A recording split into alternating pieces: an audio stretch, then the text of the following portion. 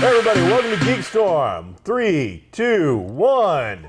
Welcome to GeekStorm, everybody. I'm Sean Hilton. I own Comics Cube, located at 121 East Sycamore, in the heart of downtown Kokomo. I'm also the founder of the Kokomo Con and the proud host of GeekStorm when I bother to show up.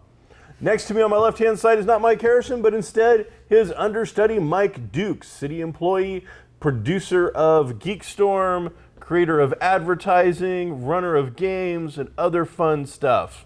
Check this out. This is my Mike Harrison impression. You been working on it? It's about all. Yeah, that's good. That's about it, yeah. So, you got to start by doing this, I think. Oh, yeah. So, Mike's out doing whatever things that Mike has to do today, so he couldn't make it. Because of that, we are going to hold off on talking about some things. We are not going to talk about X-Men, I think, until next week. We're not going to talk about the big CW season finales till next week. But, at least not a whole lot. But no details. That does mean that next week it will all be spoilers because you've had plenty of time to catch up on those things. So, several topics of interest this week. Mike, have you backed anything new and exciting on Kickstarter? There's a Age of Cthulhu adventure I just backed. Just the adventure.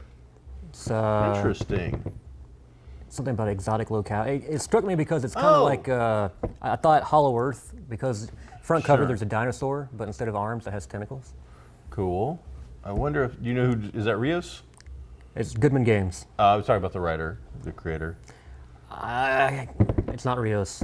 I can't think of the guy's name. I'd never heard from him before, honestly. All right. So for those of you who haven't caught our episodes before, Kickstarter is a way that you can go online. It is a pledge-based system for fans to pledge their money to upcoming technologies, anything, wallets, cards, games, computer stuff, video games, and you can find the things that your fandom is. If you love particular 8-bit style video games, you can go on to Kickstarter or GoFundMe, find an 8-bit style video game that you want to throw your money at, and hopefully they'll make. Video games, books, role-playing games, drones, There cameras. was a well-known Kickstarter where it was a selfie in space Kickstarter that has admitted now that they have failed and that they are refunding $1.5 million of money. So what the idea was with this particular Kickstarter was they were going to take the money, they were going to put into space a telescopic camera kind of orbital platform for public use because it would have been publicly funded.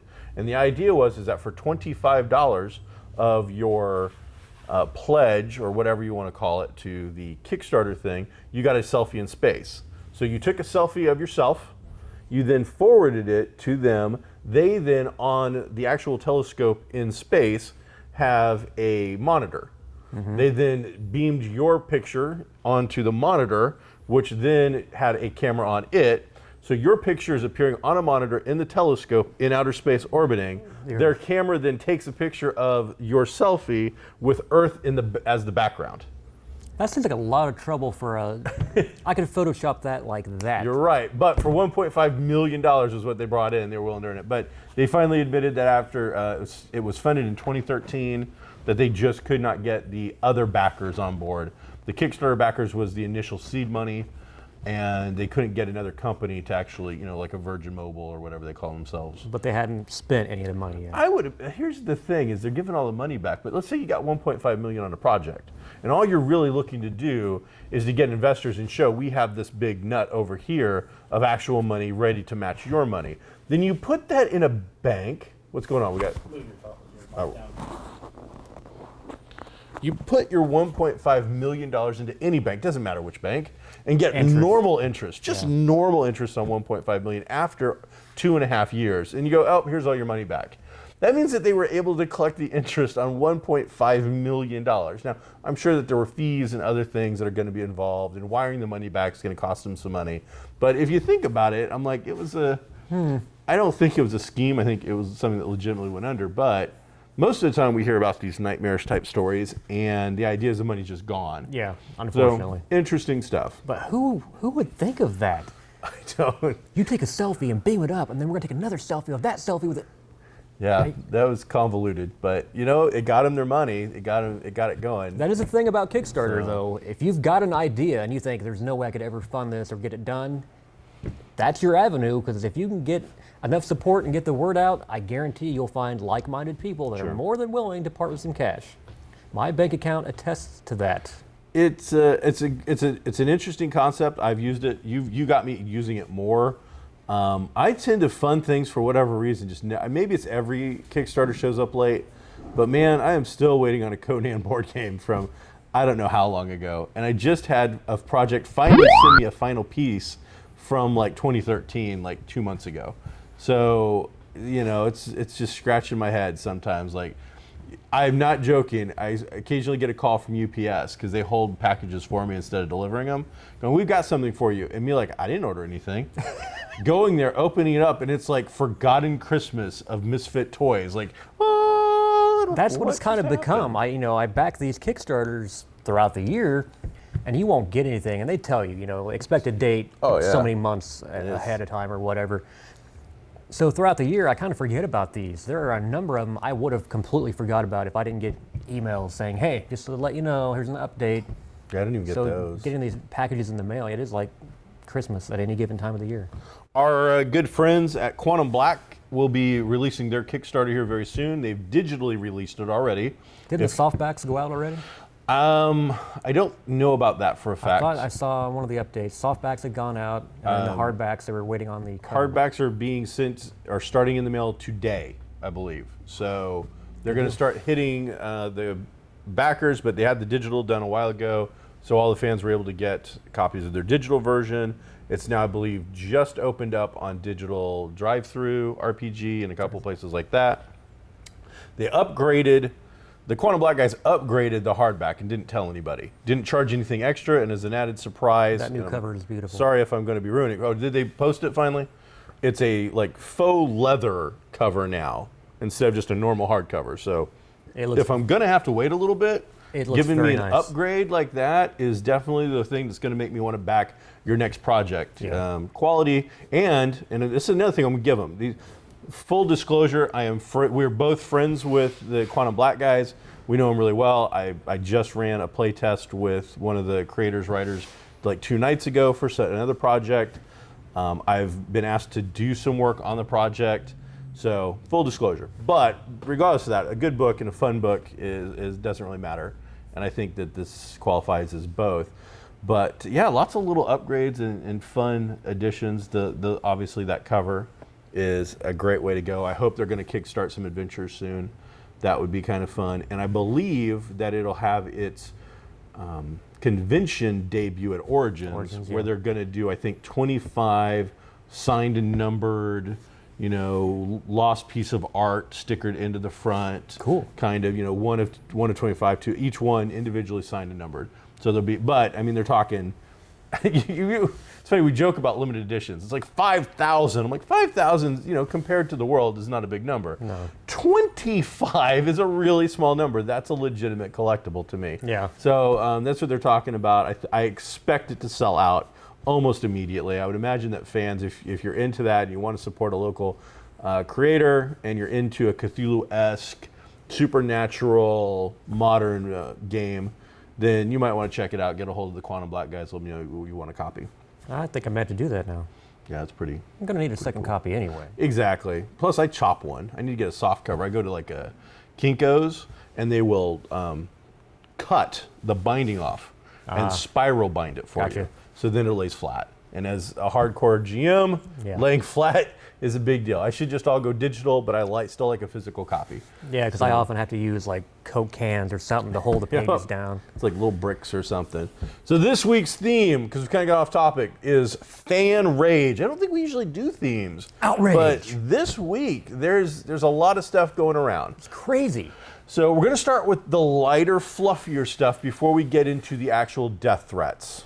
Not joking. Of which there have been many. So Paramount, the guys who own the distribution rights to Star Trek and are the producers, whatever, of the new upcoming Star Trek movie, the Abrams relaunch of the first two. This is the third one.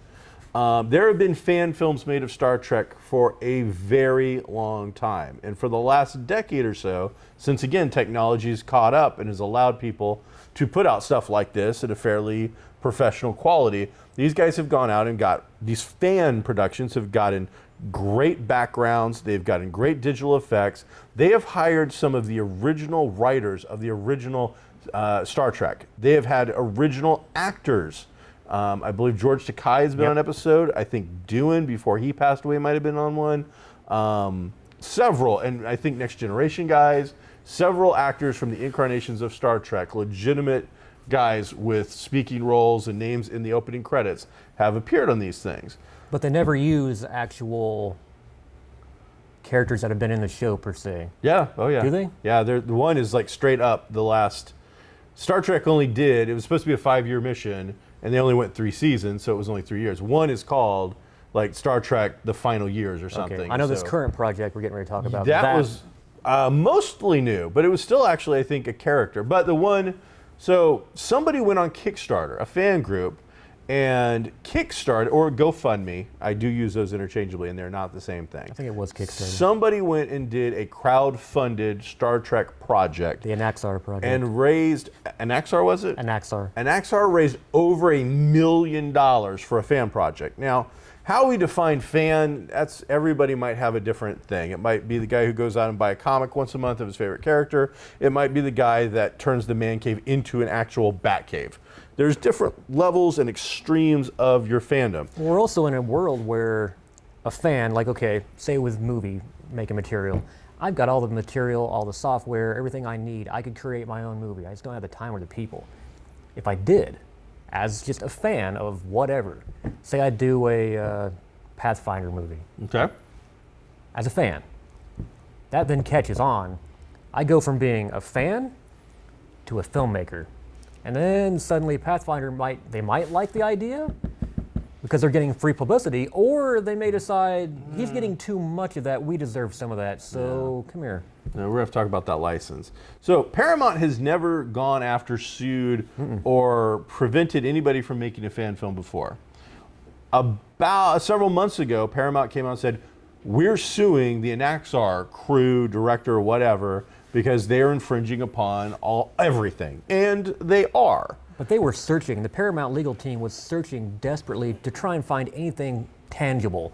Yeah. Even went to the point of trying to say they wanted a copyright on the Klingon language. I saw that. And even copyright the language. So regardless, it got heated, it was getting ugly. Fans were like freaking out, like, you know, who's next, who are they gonna come after? Keep in mind, I mean, it's $1 million for a fan project, which $1 million doesn't do what it used to do, but it's still, that's a lot of money for a fan project. Well, Paramount, after Abrams went and said, hey, knock it off, is now backing out of this fight. Well, you got to consider, you got the new movie coming out, Yep. a new TV series coming out, and this is the 70, big anniversary. I can't remember what the number is. It's probably 50. It may be a 50th anniversary. 66? I think. Yeah. If it was 66, this would be its 50th anniversary. Big anniversary year. So you're thinking Paramount can be 50 years. putting out all kinds of Star Trek memorabilia. They got a new movie they want to do well, a new TV show they want to do well. If they start hammering on their fan base and ticking them off, which fan base is already a little salty over some of the movies, and now it looks like the TV show, which will premiere on regular television, but then immediately go to a paid, not pay-per-view, but a streaming channel where you have to pay for access to the whole channel. Now, you also get all of Paramount's or CBS or whoever's other material, it sounds like. But still, we're going to the point now where every channel is probably going to start having their own thing, which could start to eat into some Netflix love. If all of a sudden they're withholding material from Netflix to put on their own channels, we're going to have subscriptions Netflix had all of them. These shows for these networks, and people were tuning in. Yeah. Shows that networks didn't think were really viable anymore, but Netflix is raking in the cash, so they thought, wait a minute, we need to get those back and do that ourselves. Yeah. So this is one of those drug deal kind of situations. We'll give you the first one free, but after that, you guys come check out our system. Pay us. But what I thought, besides that being an interesting concept of, we're going to make you pay if you want to see Star Trek. So we'll see what the fandom is really willing to shell out. But on top of that, I'm under the impression that this TV show is not going to follow the movie continuity where they reset the universe. They're going to follow the original ongoing television continuity, therefore making it so that there are now two distinct Star Trek franchises that are both, official CBS, Paramount, whatever, with your television continuity and now the new movie continuity, which I found surprising. I thought the whole point of the movie reboot was that was going to now be all, the continuity. I think they're running into a DC Comics situation. You had people who knew this history of the original series. They loved it. They created their own stuff. I mean, they were invested in it. Aside from the TV shows and the movies, there were a slew of novels, comic books, video games, regular games. And then suddenly Paramount kind of marked that out and did their own version. Some people liked it. It brought in some new fans. Sure. But a lot of the diehard fans, not so much. So now I think, Star Trek has been known. There are numerous episodes where there are parallel worlds and universes have been shown. So it can happen. But now I think it's the same kind of thing DC ran into, where they had their regular universe that they kind of got rid of that and did their new 52, and now they're having to backtrack with Rebirth and kind of meld them all. I think Paramount's just trying to please all their fans. It's one of those things where I'll be very interested to see if they're able to please everyone, because you've already alienated a few people. Are they now willing to accept or go on? Where it'll be very interesting to see what happens. So, the fans seem to be safe in the Star Trek universe now. You can choose to pick whichever one you want to follow, and it appears that lawsuits aren't necessarily going to destroy your life. And maybe, though, we should take it as a hint that maybe you shouldn't raise over $1 million for your fan project based on somebody else's intellectual properties. Yeah. Regardless, I think, as nice as Paramount and CBS have been in the past, hopefully it is CBS, I think it is. It is. Have been in the past of allowing this stuff, maybe it's time now for us to realize, all right, maybe, they've been too nice now, and we all need to kind of get back into being fans and deciding what that's all going to mean to us. So that was Fan Outrage Point 1, but there is so much more. So people watch that Game of Thrones thing, which you and Mike can have a whole segment, or maybe him and Lauren next week can have a big segment about what happened on that. I'm not going to bother to talk about the actual events, which we can spoil next time. But what I want to talk to you about is spoilers in general. What is it? And me and Mike go back and forth on this all the time. I have a very different opinion on how spoilers work. I own a comic book store. Everything is spoiled. There's nothing that's not going to be spoiled in my life. It is part of my job. If I don't watch a season finale when it airs and I come into work the next day, I know it's going to get ruined. And that's something that I've gotten over. It doesn't bother me that much. I didn't go see X-Men last night. I'm going to go see it on Sunday. Today I will have people wanting to talk about it, and they're going to.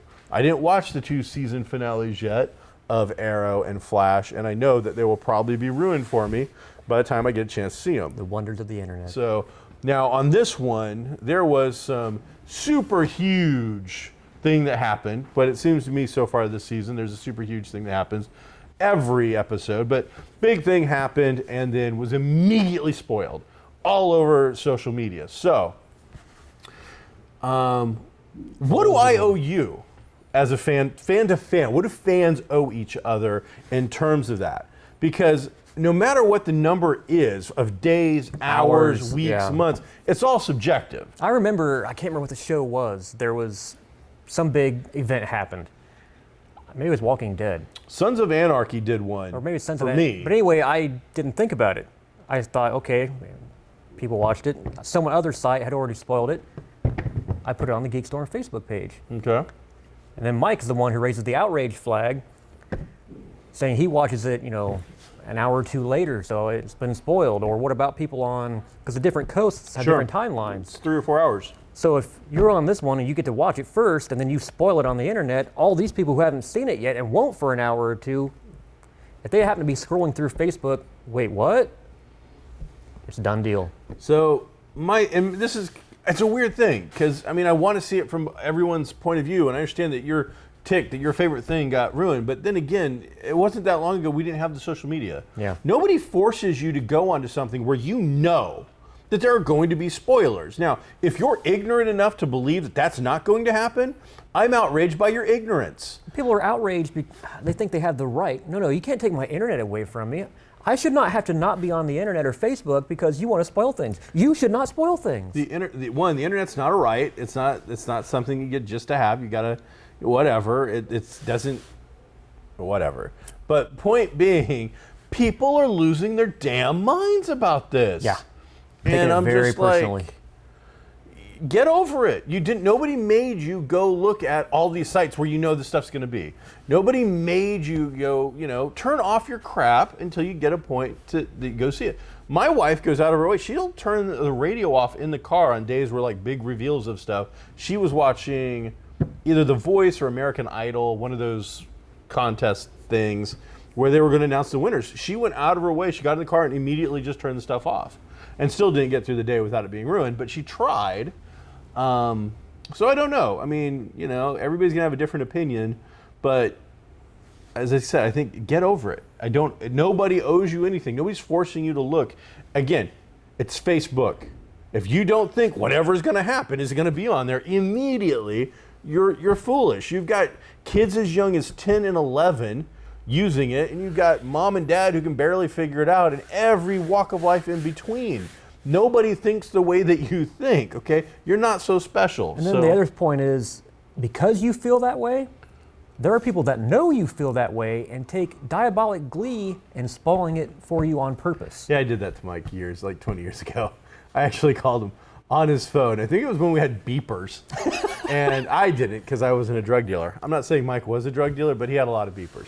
All right, I got to take that joke back because of his job and whatnot. Mike has never done drugs or dealt drugs. That's a bad joke, but he did have a lot of beepers. And I made fun of him for having the beeper and did make the joke that he must have been a drug dealer, but he was not. I want to be very clear on this fact that Mike is always a legal type, straight. No, okay, nobody's going to believe that either, but he didn't ever do that. But he had the beeper. So I remember.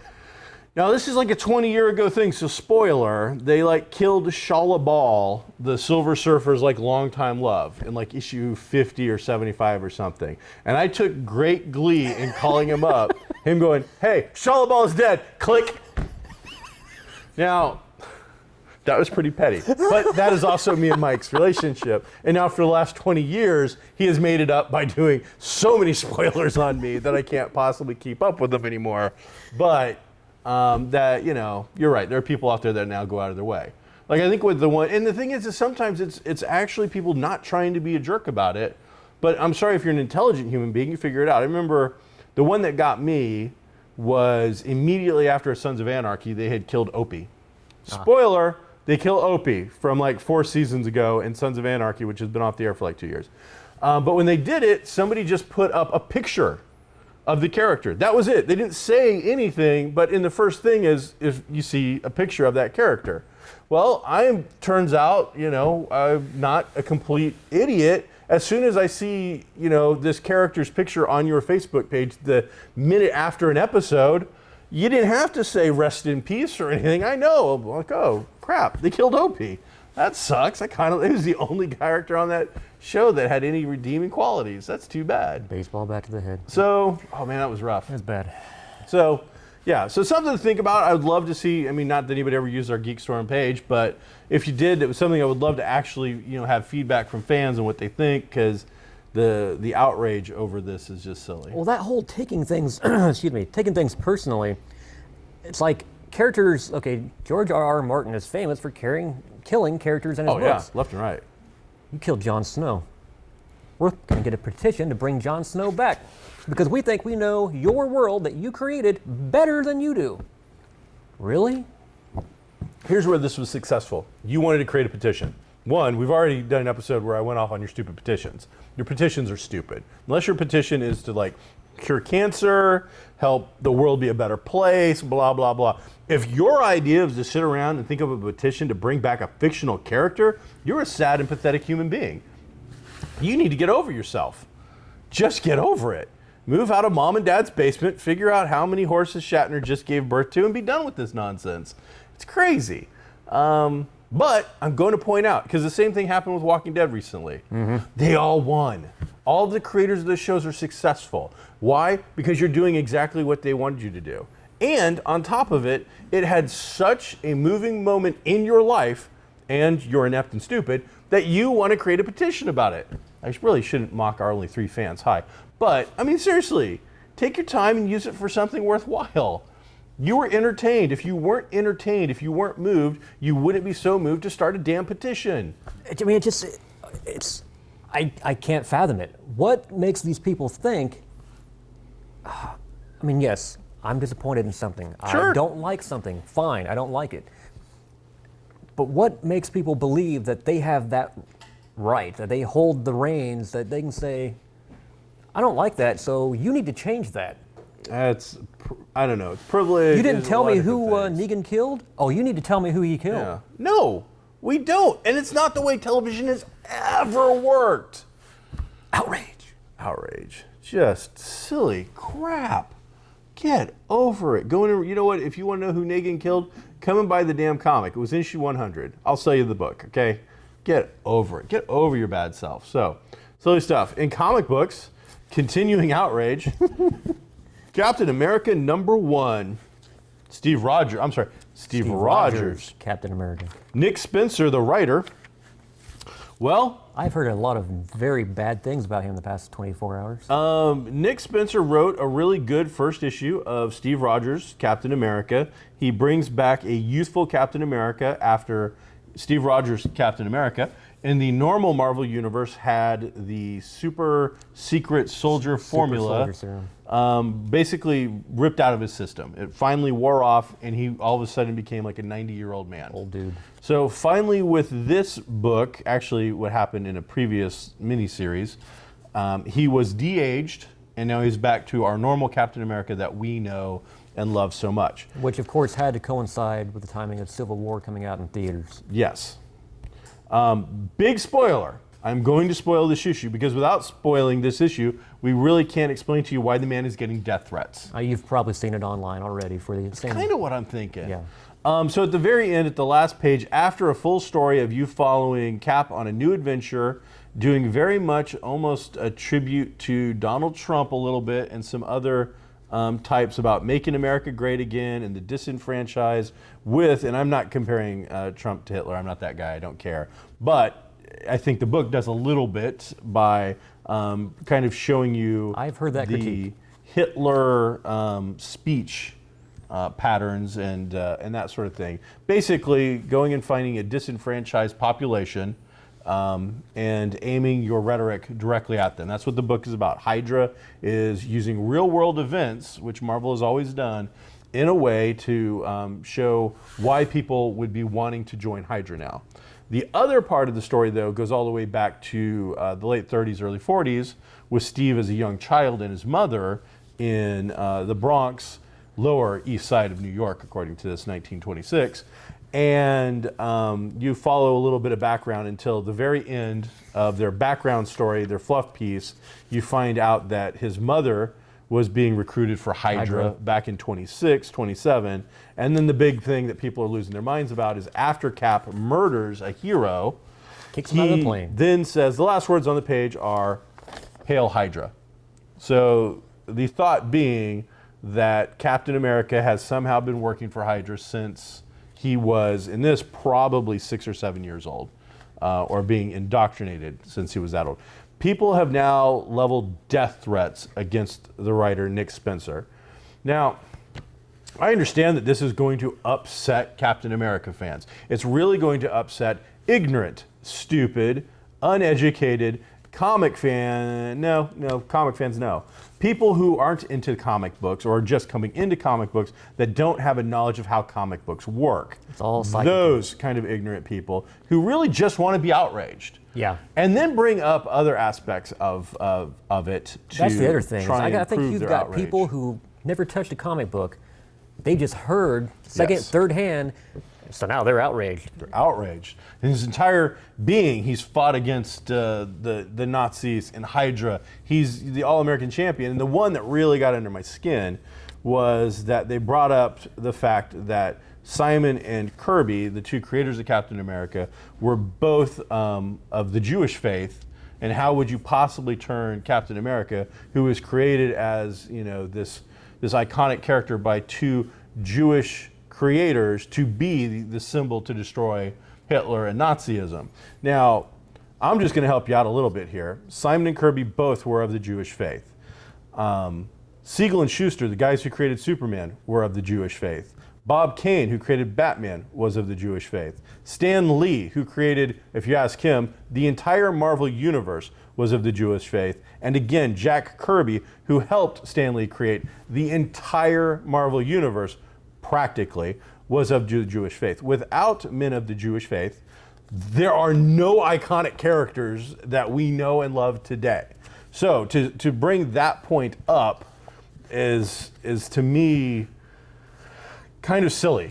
You could say that about any comic book. Okay, so besides all of that, and I've done talks at schools and I've done talks at libraries and whatnot, and I do try to bring up the fact that the entire comic book industry, my entire livelihood, and I'm a heathen, is based upon the creations of people who of the Jewish faith. And so bringing that up as the keynote of one of the reasons you didn't like this book is just silly. That's trying to hit the outrage button. Oh yeah, that's like, what can I do? Yeah. What is the thing that will make me politically correct and really give vigor to the flames of this trolling that I am doing? And it's silly.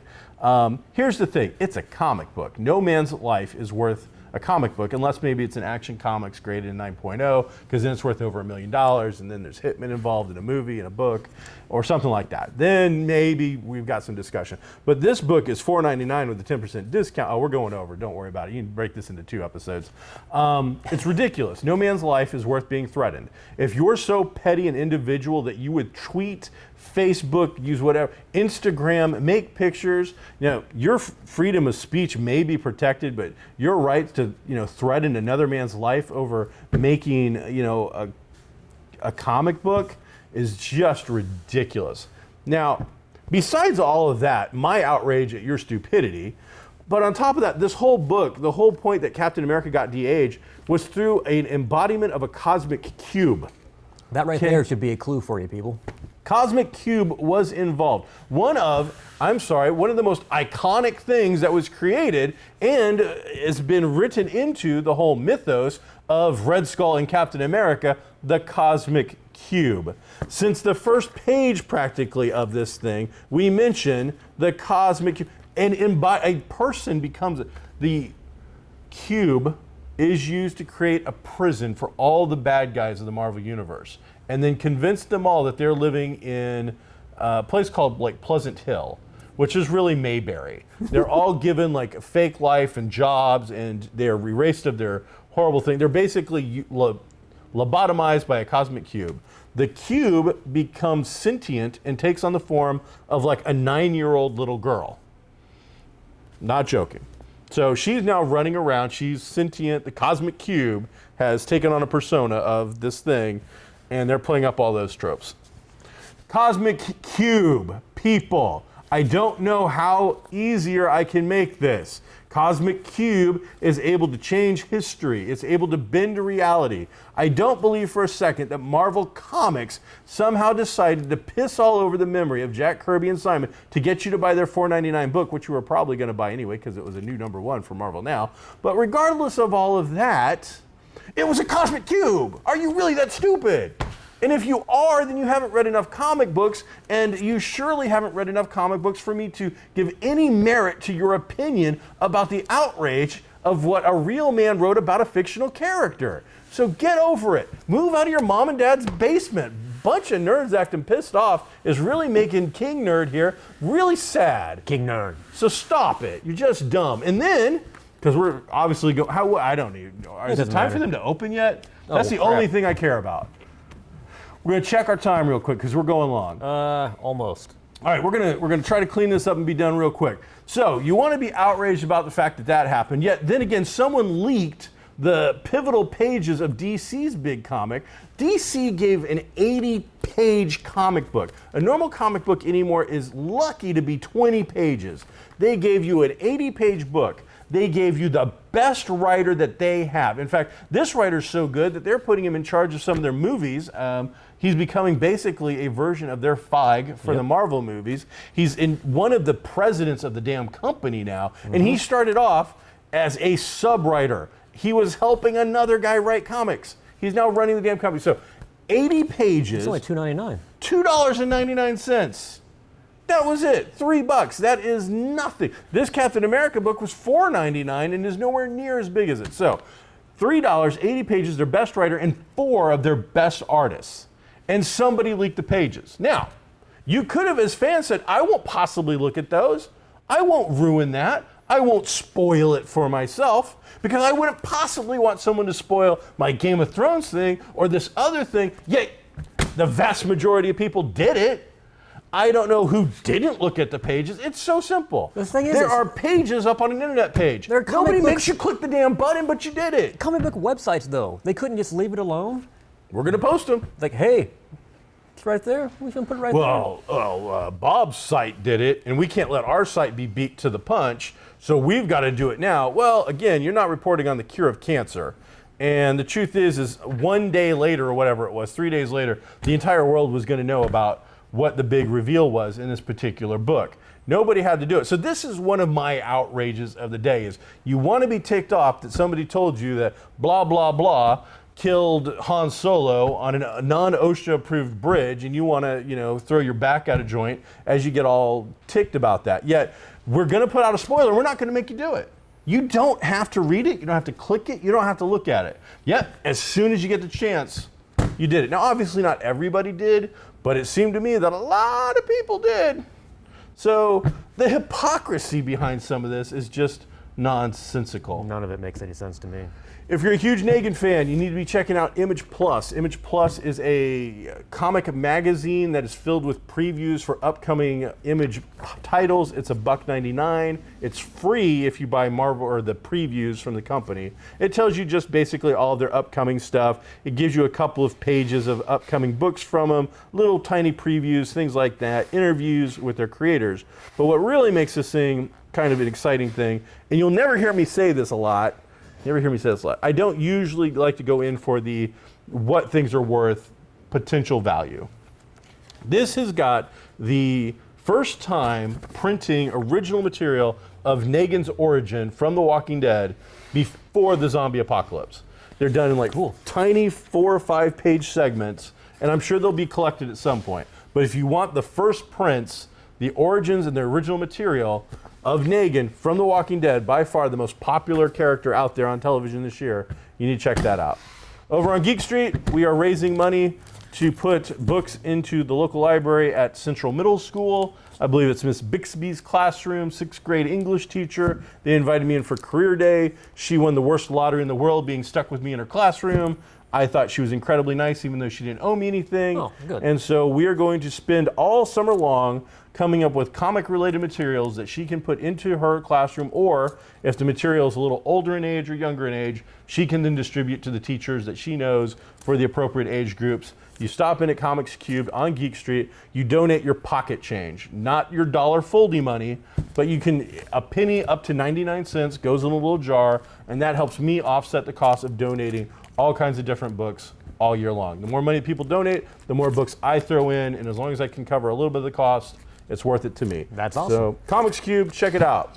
I think we were over, so that was our extra long episode. I think that got most of the moral outrage out there of what, but there's more to go. There's a couple more. But, all right, we'll talk about it next time. That was GeekStorm. I'm Sean Hilton. I'm Mike Dukes. And don't forget to come out and check out GeekStorm, which consists of Comics Cubed, Kokomo Toys, American Dream Hi-Fi, and Goblin Games, all located on the 100 block of Sycamore in downtown Kokomo. I believe he means Geek Street. We're GeekStorm, Geek Street. Yeah, it's looks stormy out there. Yeah. See you next time, folks, and be groovy.